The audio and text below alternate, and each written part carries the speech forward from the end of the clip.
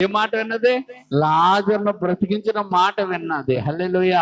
ఈ రోజు నీ జీవితంలో ఏ విషయంలో కృంగిపోతున్నావో, ఏ విషయంలో ఏమంటే వేదనతో ఉన్నావో, ఏ విషయంలో ఆలోచనలో పడ్డావో నాకు తెలియదు, కానీ దేవుని మాట నిన్ను ఏం చేస్తుందో తెలుసా? ఆదరిస్తుంది. దేవుని మాట నిన్ను ధైర్యపరుస్తుంది. దేవుని మాట నిన్ను బలపరుస్తుంది. దేవుని మాట నిన్ను స్థిరపరుస్తుంది. నమ్ము. ఏం చేయాలా? నమ్ము. మరియా నమ్మెళ్ళింది, కార్యం చేస్తుంది. నువ్వు నమ్మితే, నేను నమ్మితే, మనం నమ్మితే కార్యాలు చూస్తాం. అంతేగాని దేవుడి మాటలను పట్టించుకోకుండా ఏటో వచ్చాను పోయినట్టు దెయ్యాలు పట్టేసుకుంటాయి. ఏం పట్టుకుంటాయి? అంటే దేవుడి దగ్గరకు వచ్చావు, కానీ దేవుడికి లోబడకపోవటం వల్ల అదే వాడు ఏం చేస్తున్నాడంటే కాచుకు కూర్చున్నాడు కుక్కలాగా. కాచుకు కూర్చున్నాడు కుక్కలాగా. ఏ కుక్క? పిచ్చి కుక్క. నిన్ను ఎలా కరుతాడో అలా కరుతున్నాడు. అందుకే దేవుడి దగ్గరకు వచ్చినప్పుడు నువ్వు మారాలా. దేవుడి దగ్గరకు వచ్చి నువ్వు ఆసక్తి చూపించాలా. దేవుడి దగ్గరకు వచ్చినప్పుడు దేవుడి కార్యాలు పొందుకొని తీరాలా. దేవుని స్తోత్రం. అందుకని వచ్చేసి ఒట్టిగా కూర్చొని వెళ్ళిపోతే బయట పిచ్చుకొక తిరుగుతుంది. అంటే తోడేలు అంటే మీకు బాగా అర్థమవుతుంది. ఈ తోడేలు ఏం చేస్తుందంటే నిన్ను చంపుతుంది. ఇంకొక మాటలో పాము తిరుగుతుంది. ఏ పాము? కొండసెలవ మింగేస్తుంది. అందుకే రక్షణ పొందుకోవడం గొప్ప కాదు, రక్షణ కొనసాగించాలా. రక్షణ పొందుకోవటం కాదు, రక్షణలో కార్యాలు చూడాలా. హల్లెలూయా. రక్షణలో కార్యాలు చూడాలి. నువ్వు ఆ ఆనందాన్ని అనుభవించాలా. హల్లెలూయా. హల్లెలూయా.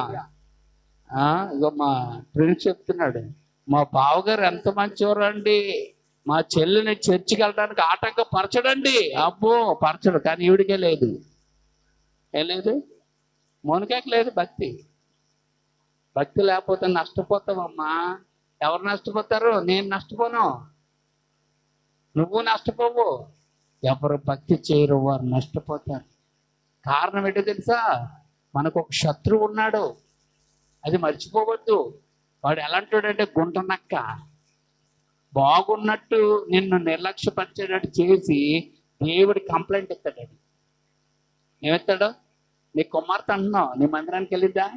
నీ కుమారుడు అంటున్నావు, నీ మందిరానికి వెళ్ళారా? నీకు వెలువిచ్చారా? నీ మాట వింటున్నాడా? ప్రార్థన చేసుకుంటున్నాడా? నీకు అంగీకారంగా ఉంటున్నాడా? నువ్వు చెప్పినట్టు చేస్తున్నాడా? మరి అలాంటప్పుడు ఎత్తుకో. నువ్వు ఎలా చేస్తున్నావు? దేవుడి దగ్గర ఫిర్యాదులు చేస్తాడు.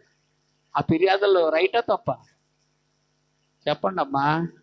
అందుకే మిమ్మల్ని హెచ్చరిక చేస్తున్నాను. నువ్వు ఆ పిల్ల నాకు చర్చకు వచ్చేసి కూర్చున్నాను వెళ్ళిపోయినంతలో నాకేమీ లేదు. వాళ్ళ అమ్మ వచ్చి కూర్చున్నంతలో ఏమీ లేదు. ఆ పీటర్ వచ్చి కూర్చొని వెళ్ళిపోయినంతలో నాకేమీ లేదు. లేకపోతే మరొకడు సీమోన్ వచ్చి కూర్చొని వెళ్ళిపోయినంతలో నాకేమీ లేదు. వాళ్ళ వల్ల నాకేమైనా వస్తుందా?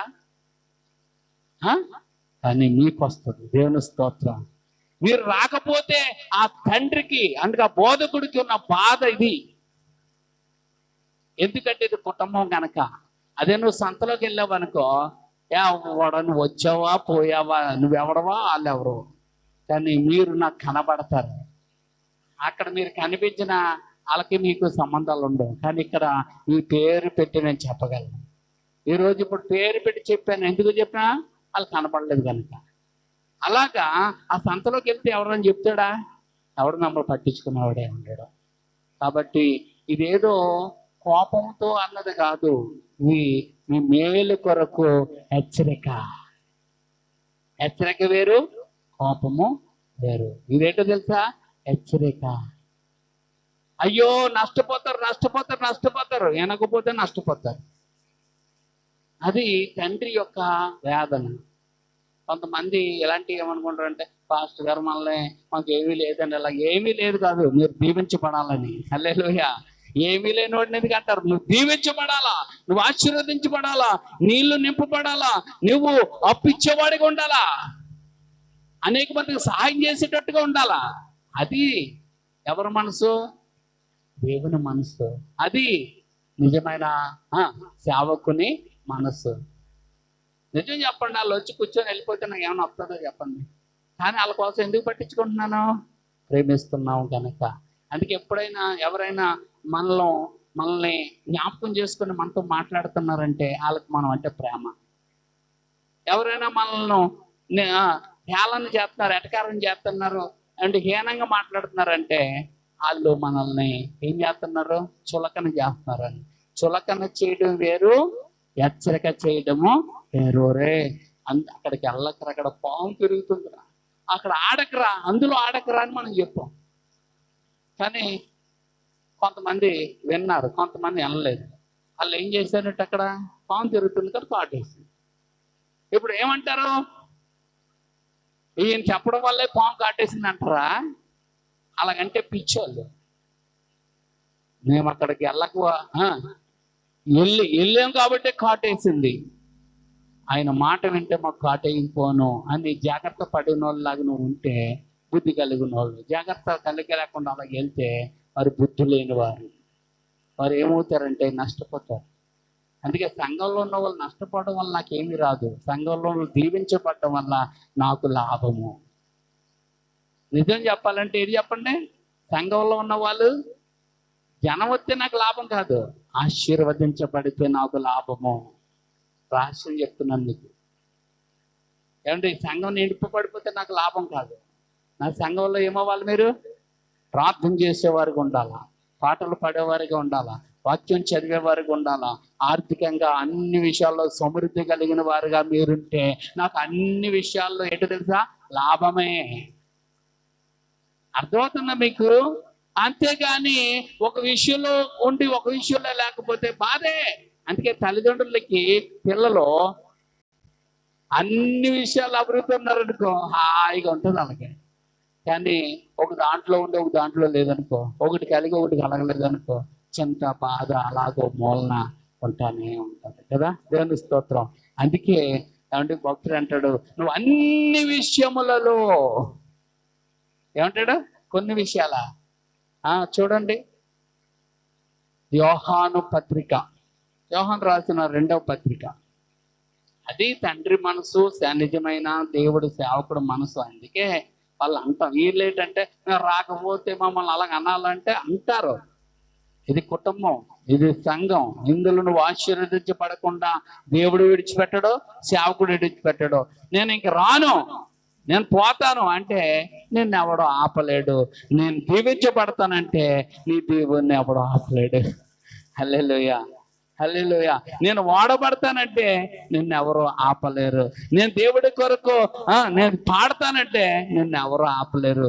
నేను దేవుని కొరకు ప్రార్థిస్తానంటే నిన్ను ఎవరు ఆపలేరు. నేను రాను, నేను పోతానంటే నిన్నెవరు కూడా ఆపలేరు. అందుకే మీకు ఒక విషయం తెలుసా? నిద్రపోతున్నాడు లేపచ్చు. ఏంటమ్మా? నిద్రపోతున్నాడు లెగరా అంటే లేస్తాడు. కానీ నటిస్తున్నావు నువ్వు లేపడం నీ వల్ల కాదు, నా వల్ల ఎవరి తరం కాదు. ఎందుకు? ఆడు నెట్టెత్తున్నాడు కనుక. అదే అందుకే చూడండి, యోహాను రాసిన 2వ పత్రిక, యోహాను రాసిన 3వ పత్రిక, యోహాను రాసిన 3వ పత్రిక తీయండి, 2 కాదు 3. యోహాను రాసిన 3వ పత్రిక 2వ వచనం. ప్రియుడా, నీ ఆత్మ వర్ధిల్లుచున్న ప్రకారము అన్నాడు. ఏమవ్వాలా? నీ ఆత్మ వర్ధిల్లాలా. నీ ఆత్మ ఎక్కడ వర్ధిల్లుతుంది? నువ్వు దేవుని సన్నిధిలో ఆయన మీద మనసు పెడితే. ఎవరి మీద? మనసున్న దేవుడి మీద మనసు పెడితే నీ మనస్సును ఆయన ఏం చేస్తాడు? నిమ్మలపరుస్తాడు. హల్లెలూయా. నీ నిమ్మలపరిచిన మనసు ఏమంటే గొప్ప కార్యాలు చేసేటట్టుగా దేవుడు నిన్ను దీవిస్తాడు. హల్లెలూయా, హల్లెలూయా. అందుకే మీకు ఏమంటే కలవరము, ఏమంటే రకరకాల ఆలోచనలు ఉంటే నీకు భయాలతో పారిపోతూ ఉంటావు. కానీ నీ మనసు నిమ్మలపరచగలిగితే, అదే అక్కడ రాసాడు మత్తయి సువార్త 11:28లో ఏమన్నారు? నిమ్మలం అనే మాటకు నెమ్మది, నెమ్మది అనే మాటకు విశ్రాంతి. హల్లెలూయా, హల్లెలూయా. అందుకే ఇక్కడ మీకు చూసుకున్నట్లయితే నువ్వు అన్ని విషయాలు అన్నాడా, కొన్ని విషయాలు అన్నాడా? 3వ పత్రికలో ఏమన్నాడు? అదిగో కొన్ని కాదు, కొన్ని అంటే ఏమండి ఏంటి జీతం అండి? జీతం అండి, దీనికే సరిపోయిందండి, దీనికి లేదండి, దీనికి లేదండి, దానికి లేదండి, బట్టలు లేవండి, బియ్యం లేదండి, గ్యాస్ లేదండి, అద్దె లేదండి, కరెంటు బిల్లు లేదండి. అంటే నీకు వచ్చింది అన్నింటికి సరిపోదు. నీకు అన్ని విషయాలు అనగా నీ దాంపత్య జీవితము, నీ కుటుంబ జీవితము, నీ బయట నీ పరిస్థితులు, అలాగే నీ ఇంట్లో నీ పరిస్థితులు, అలాగే ఇంట్లో ఉండవలసిన సామాన్లు అన్నీ నీకేం కావాలని నేను దేవుని స్తోత్రం. నీకేం కావాలో నాకు తెలియదు, నీకు తెలుసు. దేవుని స్తోత్రం. మనకి తెలుసు మనకి ఏ కొదువులు ఉన్నాయో ఆ కొదువులన్నిటిని దేవుడు చెప్పాడట. ఎందుకు ఇస్తాడో తెలుసా? ఆయన మనకు మంచి స్నేహితుడు. హల్లెలూయా. ఏంటండి? మంచి స్నేహితుడు. అందుకే ఒక అమ్మాయి ఇలా పాడుకుంది, నన్ను స్నేహించేవారు ఎందరూ ఉన్నా నేను మాత్రం నిన్నే స్నేహిస్తాను. నన్ను స్నేహించేవారు ఎందరూ, నేను మాత్రం నిన్నే స్నేహిస్తాను. నేను మాత్రం స్నేహిస్తాను. నేను మాత్రం యేసునే స్నేహిస్తాను. నీకోసం యేసయ్యా నేను నీకోసం, నా కోసం యేసయ్యా నీవు నా కోసం. హల్లెలూయా. ఒక మాట చెప్పను, మనము ఆయనకి గర్ల్ ఫ్రెండ్. మనం ఆయనకి ఎవరో గర్ల్ ఫ్రెండ్. మీకు ఒక విషయం తెలుసా? ఏ ఫ్రెండ్కైనా డబ్బు ఎవడో ఖర్చు పెట్టాడు, కానీ గర్ల్ ఫ్రెండ్కి మాత్రం తరసంతా ఖాళీ అయిపోద్ది తెలుసా మీకు? ఈ గర్ల్ ఫ్రెండ్లు ఏం చేస్తాయంటే వాడేసుకుని టాటా బాయ్ చెప్పిపోతాయిలే. నేను ఆ విషయం కాదు, కానీ గర్ల్ ఫ్రెండ్ ఖర్చు పెట్టడానికి మాత్రం జేబీలో ఎక్కడి నుంచి అయినా డబ్బులు వస్తాయి. కానీ అదే తల్లికి ఖర్చు పెట్టాలంటానో, చెల్లికి ఖర్చు పెట్టాలంటానో, అక్క ఖర్చు పెట్టాలంటానో, ఇంట్లో ఖర్చు పెట్టాలంటానో పర్సు ఖాళీ అవుతుంది. అంటే పర్సులో డబ్బులు కనబడవు. కానీ గర్ల్ ఫ్రెండ్ కోరితే ప్రియుడు ఎలా తెస్తాడు? ఎక్కడి నుంచైనా వచ్చేస్తాయి కదా డబ్బులు. మరి నువ్వు నేను ఏసైకి ఏదో తెలుసా? పోలికి అర్థమవుతుందని గర్ల్ ఫ్రెండ్. ఇప్పుడు ఆయన ఏం చేస్తాడు? నువ్వు నీతో స్నేహం చేసి నీకు కావాల్సిన అన్నిటినీ కొనిచ్చేస్తాడు. హల్లెలూయా, హల్లెలూయా. అమ్మా, అపార్థంగా అర్థం చేసుకోకండి, అర్థమైతే మీకు ఆత్మీయ అర్థంగా చేసుకోండి. దేవుని స్తోత్రం. అంటే మన మీద ఆయనకి మోజు, మన మీద ఏంటంటే ఆయనకి మోజు అంటే ఇష్టం. హల్లెలూయా. అందుకే నిన్ను చూడాలని, నీతో గడపాలని, నీకు ఇవ్వాలని ఆయనకి ఆశ. దేవుని స్తోత్రం. ఏదో ఒకటి ఇవ్వాలనుకుంటాడు, కానీ ఇవ్వలేకపోతున్నాడు. దానికి కారణం ఏంటంటే నిన్ను సైతాన్ గడు ఏం చేస్తున్నాడంటే ఆయన మాట వినలేనట్టుగా, ఆయనకి వ్యతిరేకంగా, ఆయన్ని బాధ పెట్టేవారుగా, ఆయన గాయాలని రక్కేవారుగా, ఆయన మీద పిచ్చేస్తాలు వేసేలాగా మనల్ని ఏం చేస్తున్నాడు? మనకు నేర్పిస్తున్నాడు. ఇలా చేస్తే ఆయనకి ఇష్టం అన్నట్టుగా నేర్పిస్తున్నాడు. మనం అలా చేసి ఆయన దగ్గర నుంచి ఏది పొందుకోలేకపోతున్నాం. అందుకే మారవలసింది ఆయన కాదు, మనం మారాలా. హల్లెలూయా. ఎలా మారాలంటే ఆయన సంతోషపెట్టే మట్టుగా మారాలి. అందుకే ఆయన చిత్తానికి లోబడాలి. ఈరోజు చదివేసుకున్నానండి, ఈరోజు నాకు అన్ని తెలుసండి అనుకుంటే నీకు ఏది రాదు. ఆయన ద్వారం తెరిస్తే వస్తుంది. పెట్టలేనోడు కూడా పెట్టేటట్టుగా చేస్తాడు, ఇవ్వలేని వాళ్ళు కూడా ఇచ్చేటట్టుగా చేస్తాడు, నిన్ను పలకరించలేని వాళ్ళు కూడా పలకరించేటట్టుగా చేస్తాడు, శత్రువుల్ని సైతం నీకు మిత్రులుగా చేస్తాడు. దేవుని స్తోత్రం. ఎంత గొప్ప దేవుడండి. ఒక ఆయన ఉన్నాడు, యేసుప్రభుని నమ్ముకున్నాడు. ఆ ఊళ్ళో అందరూ చీ అన్నారు, ఇంక ఇటు బతుకు ఏమీ లేదన్నారు. ఒక పిసిని కొట్టోడు ఉన్నాడు, ఆడు ఎలాంటోడంటే కాకి కూడా చేయదు ఏదప్పుడు. అలాంటోడు వచ్చి నేను నీకు సాయం చేస్తానని బడ్డీ కొట్టు తయారు చేసి కొట్టు పెట్టించేసి అతను నిలబెట్టేశాడు. అండి, అతడు అభివృద్ధి పొందేశాడు. అది ఎవరు చేయించారు? అతని హృదయాన్ని దేవుడు తెచ్చాడు. దేవుని స్తోత్రం. హల్లెలూయా. అందుకే ప్రియుడా, నువ్వు నాలో వర్తిల్లాలి, నువ్వు నా ప్రేమను నువ్వు స్వీకరించాలా, నా మాటలను నువ్వు స్వీకరించాలా. నేనేం చెప్తే అది చెప్తే నేను నీకేం చేస్తాను? నేను ముద్దు పెట్టుకుంటాను, నీ దగ్గరికి వస్తాను, నీకు ఇస్తాను. హల్లెలూయా. అది ఆయన ప్రేమ. అది కూడా నీకు తెలియకుండా నువ్వు ఎలాగ నెట్టేస్తున్నావు. ఏం చేస్తున్నావు? యాక్టింగ్ చేస్తున్నావు. ఆయనకి తెలీదా యాక్టింగ్ చేస్తే? అందుకే ఏది కూడా మీరు ఆశిస్తున్నారు కానీ మీరు ఏది పొందుకోవట్లేదు అన్నాడు. ఎవరో? యాకోబు. చూడండి, ఏమంటే మీరు అన్ని పొందుకోవాలని మీకు ఉంది, కానీ మీరు కొందరు పొందుకోవట్లేదు, కొందరు పొందుకుంటున్నారు. అందుకే పొందుకున్న వాళ్ళని బట్టి మీరు ఏడుతున్నారు. వాళ్ళకి అన్ని చెప్పనాడు దేవుడు, మాకే ఇవ్వట్లేదు. వాళ్ళకి అన్ని కొనేసుకుంటున్నారు, మేమే కొనుక్కోలేదు. వాళ్ళందరూ బాగున్నారు, మేమే ఇలా ఉన్నాం అనుకుంటున్నాం. తప్పు తప్పు. నిన్ను కూడా దేవుడు దీవించాలనుకుంటున్నాడు, నిన్ను కూడా దేవుడు హెచ్చించాలనుకుంటున్నాడు. ఎందుకంటే కన్నును ప్రేమించి ముక్కును వదిలేసే దేవుడు కాదు.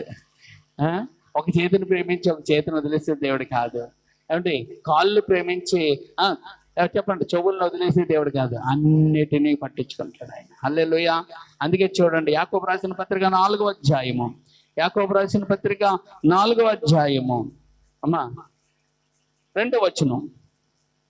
మీరు ఆశించుచున్నారు కానీ మీకు దొరకటలేదు, నరహత్య చేయుదురు, మత్సరపడుదురు కానీ సంపాదించుకోలేదు. ఏం చేస్తారంటే వీళ్ళు? నరహత్య అంటే ఏంటనుకుంటున్నారు? చంపేసే లాంటి మాటలు, అంటే బల్లాలాంటి మాటలు అంటారు కదా, బల్లాలాంటి మాటలు, గాయపరిచే మాటలు మాట్లాడి, అంటే అలాగా ఎవరైతే మాట్లాడతారో వాళ్ళు చంపేసే లాంటి వాళ్ళు అనమాట. అందుకే ఏంటి ఎలాంటి మాటలు? బల్లాలాంటి మాటలు. ఆ మాటలు ఏమిటండి? చంపేసే మాటలు. అదే హత్య. రెండోదమ్మా మత్సరపడతా, అసూయ.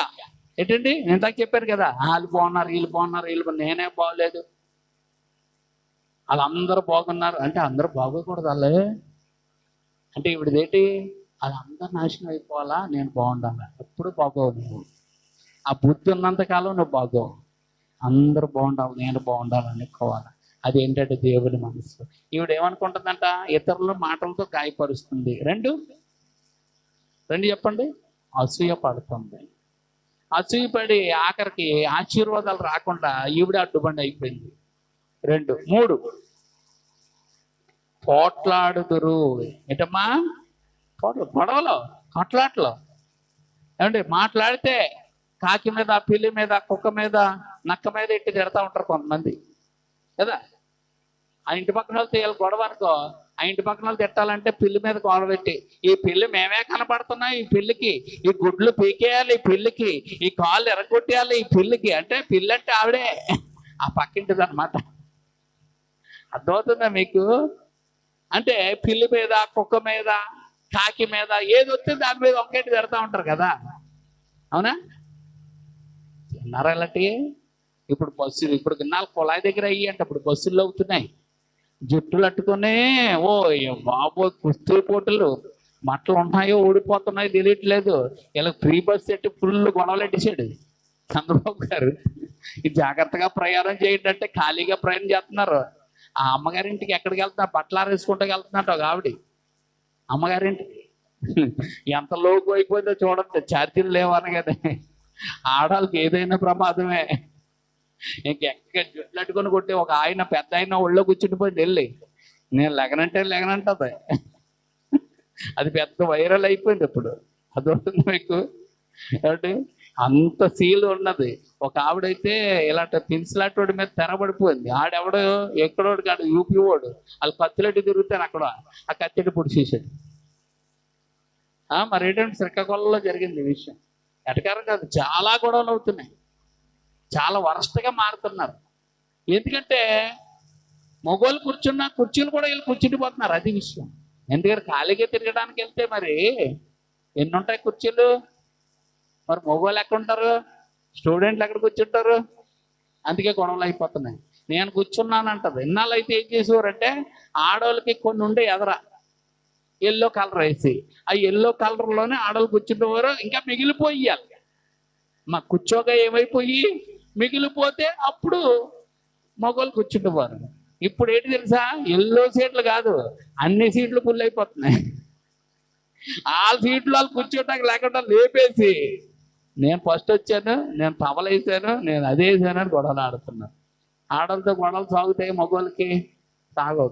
ఒకడు ఉంటాడు, ఆడెవరో ఆడ చూడడం, మగ చూడడం, అలాంటి వాళ్ళతోనే డేంజర్ అయిపోతుంది.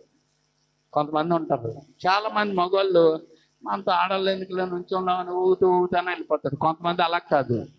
కొంతమంది మగవాళ్ళు ఆడవాళ్ళు చెంగినీళ్ళు ఉన్నట్టు మగవాళ్ళు కూడా ఏముంది బుద్ధి లేని వాళ్ళు 3 మంది ఉన్నారు. అందుకే గొడవలు ఎక్కువ అవుతున్నాయి. అర్థమవుతుందా? చాలా జాగ్రత్తగా ఉండాలి. అందుకే ఇక్కడ మనం చూసుకున్నట్లయితే కొట్లాట్లు ఏంటమ్మా గొడవలు, తర్వాత యుద్ధాలు, గొడవలు మొదలయ్యి యుద్ధాలు అయిపోయి ఇవన్నీ అయిపోయి ఇప్పుడు ఏమవుతున్నారట?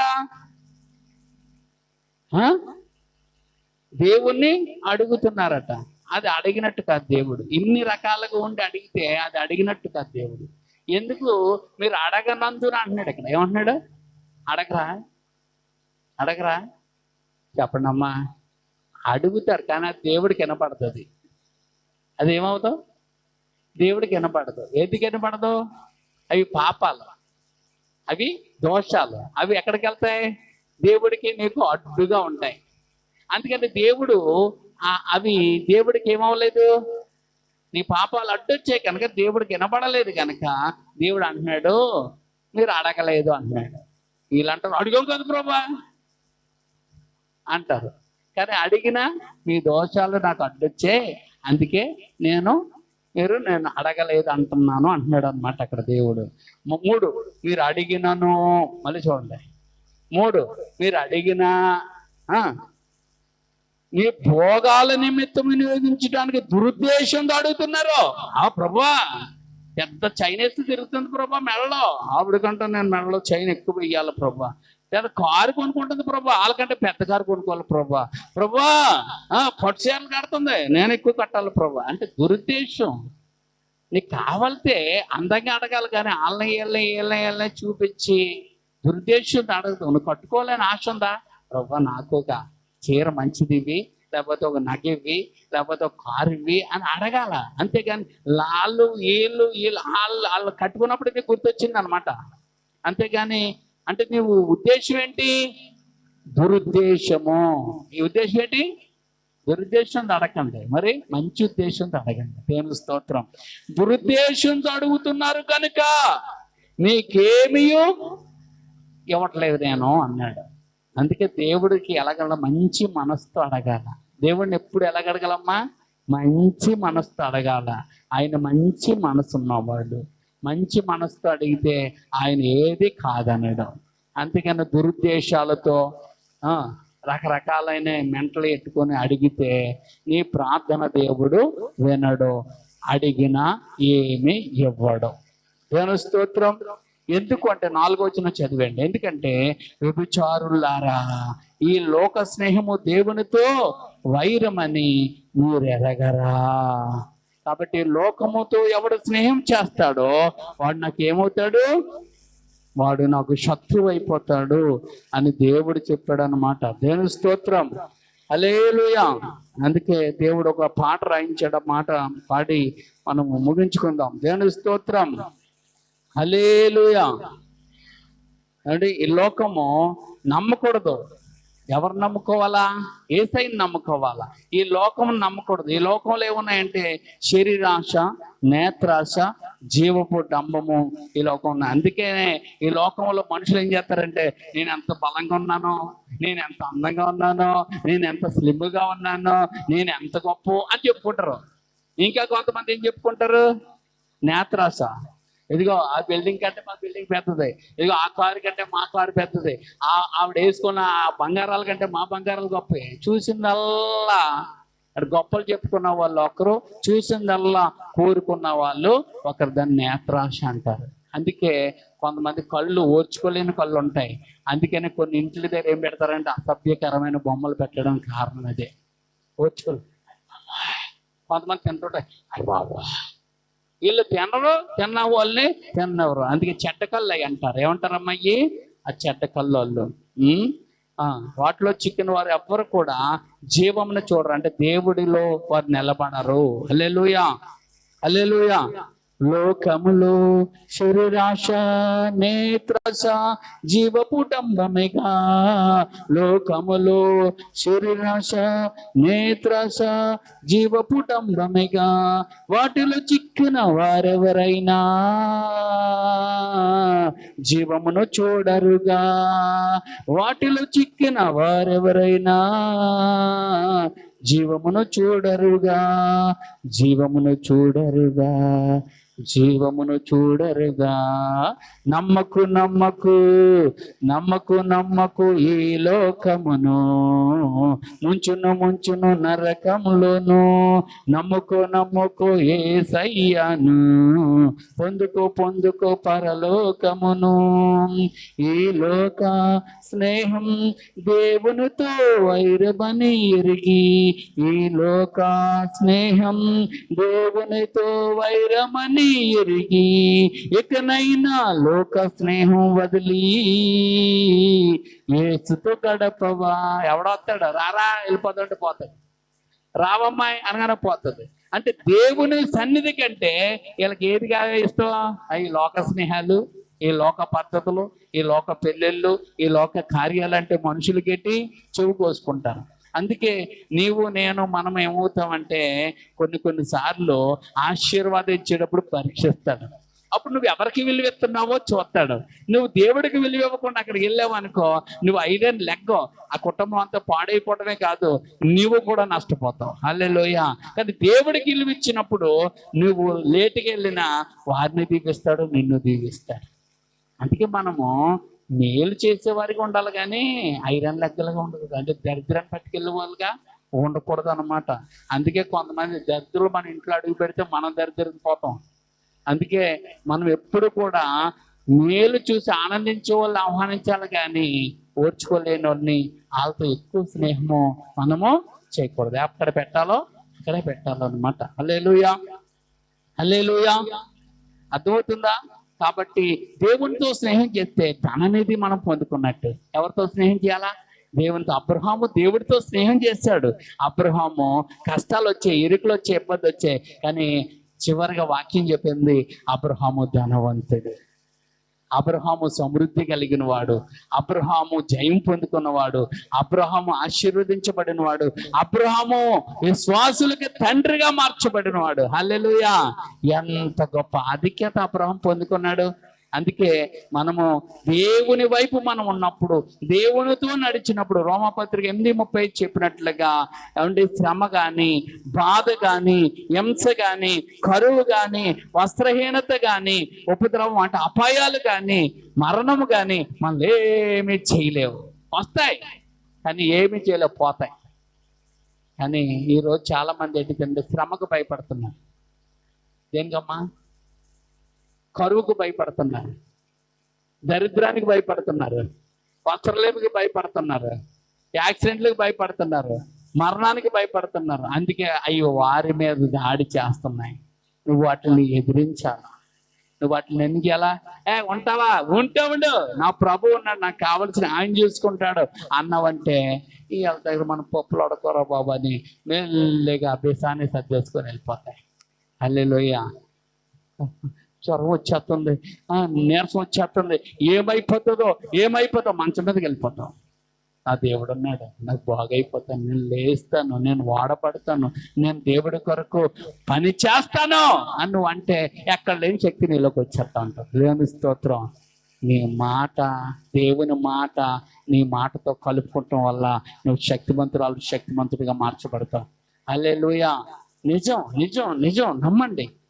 ఎందుకంటే ఆయన మాటలు ఏముందంటే జీవమున్నది. హల్లెలూయా. ఆయన మాటలో స్వస్థ ఉన్నది, ఆయన మాటలో ఆశీర్వాదం ఉన్నది, ఆయన మాటలో అంటే దరిద్రము కొట్టివేయబడుతుంది. హల్లెలూయా. ఆయన మాటలో ఏమంటే ఆయన మాటలో శక్తి ఉంది. అందుకంటాడు నీ పరుపులు ఎత్తుకొని నడు అంటే నడుచుకొని వెళ్ళిపోయాడు. లాజరు వచ్చే అంటే లాజరు వచ్చేసాడు. నీ దరిద్రం మాత్రం నీకు పోవట్లేదు, నీ సమస్య మాత్రం నీకు పోవట్లేదు, నీ అనారోగ్యం నీకు పోవట్లేదు. ఏమంటే నీ ఇంటిలో నీ ఇంట్లో దరిద్రం మాత్రం పోవట్లేదు. ఎందుకు? దేవుడు ఏం చేయలేడా? నీ విషయంలోనే ఎందుకు అలా జరుగుతుంది?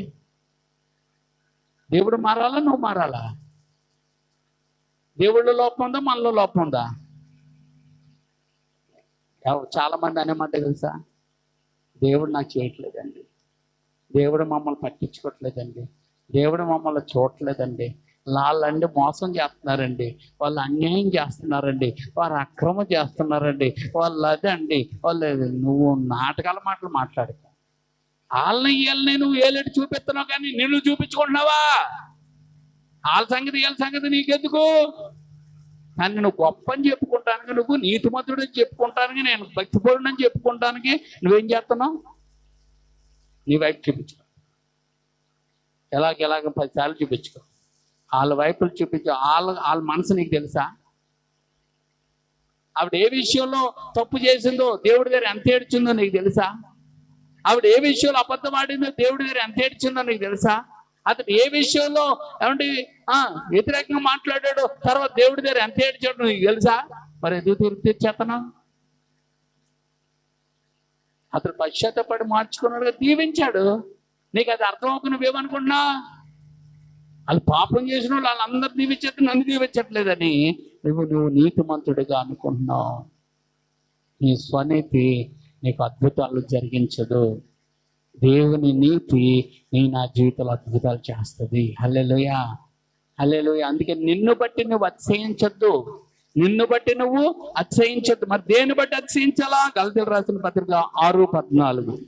అమ్మ, గలతీయులకు రాసిన పత్రిక 6వ అధ్యాయము 14 వచనం చూయండి, ముగించేద్దాం. 6:14 గలతీయులకు రాసిన పత్రిక 6:14.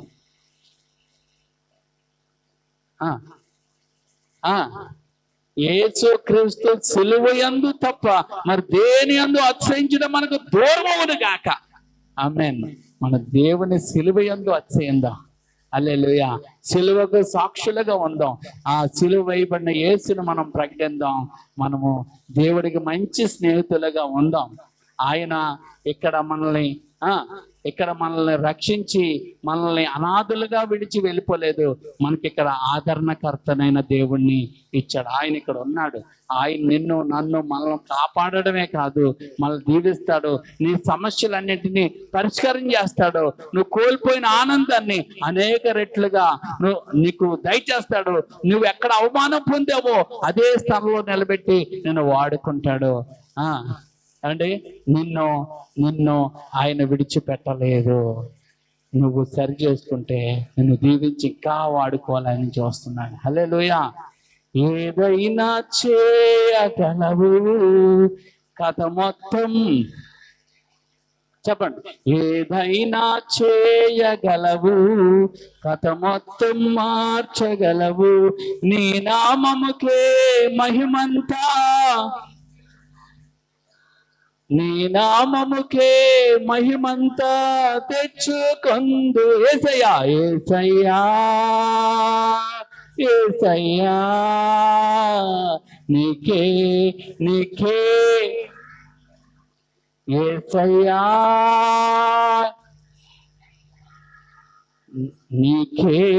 నీకే సాధ్యము. స్థిరపరచువాడవు, బలపరచువాడవు, పడిపోయిన చోటే నిలబెట్టువాడవు. స్థిరపరచువాడవు, బలపరచువాడవు, పడిపోయిన చోటే. ఏదైనా చేయగలవు, కథ మొత్తం మార్చగలవు, ఏదైనా కథ మొత్తం మార్చగలవు, నీ నామముకే మహిమంతా తెచ్చుకొందు, నీ నామముకే. ప్రార్థన చేద్దాం. ప్రభువా, నిజమైన ఆయన ఏ బిడ్డ ఏ స్థితిలో పడిపోయిందో, ఏ విషయంలో బలహీనంగా ఉన్నారో, ఏ విషయంలో మేళ్ళు పొందుకోలేకపోతున్నారో, ఏ విషయంలో ప్రార్థన చేస్తున్న కార్యాలు జరగకుండా ఉండిపోయాయో, ఇదైనా మీరు మాట్లాడారు కనుక నీ బిడ్డలు నిన్ను ఎక్కువగా ప్రేమించడానికి, నిన్ను నమ్మడానికి, నీకు నమ్మకస్తులుగా పనిచేయడానికి, నీలో స్థిరపరచబడడానికి, నీకు అంగీకారంగా ఉండడానికి సహాయం చేసి వచ్చిన ప్రతి ఒక్కరిని కూడా పేరు పేరున దీవించి ఆశీర్వదించండి. గొడవలు, కొట్లాట్లు, మత్సరము, అసూయ, ద్వేషాలు లేని బిడ్డలుగా ప్రేమ, అనురాగం, జాలి, కరుణ, సహాయము, ప్రార్థన జీవితము, అయ్యా లోబడే జీవితం కలిగిన బిడ్డలుగా ఆశీర్వాదానికి పాత్రలుగా మీరు దీవించమని, అనారోగ్యాల నుంచి ముట్టి స్వస్థపరచండి, అప్పుల నుంచి విడుదల దయచేయండి, నీరస నిశ్శక్తుల నుంచి విడుదల చేయండి, వివాహాల విషయాల్లో కార్యాలు చేయండి అయ్యా, గర్భఫలాల విషయాల్లో కార్యాలు చేయండి అయ్యా, ఉద్యోగాల విషయాల్లో కార్యాలు చేయండి, వివాహాల విషయాల్లో కార్యాలు చేయండి, రక్షణ విషయాల్లో కార్యాలు చేయండి ప్రభా. వీళ్ళందరి చుట్టూ నీ కంచి వేయండి, నీ నామానికి మహిమ తెచ్చుకోమని ఈరోజు మాతో మాట్లాడారు ప్రభా.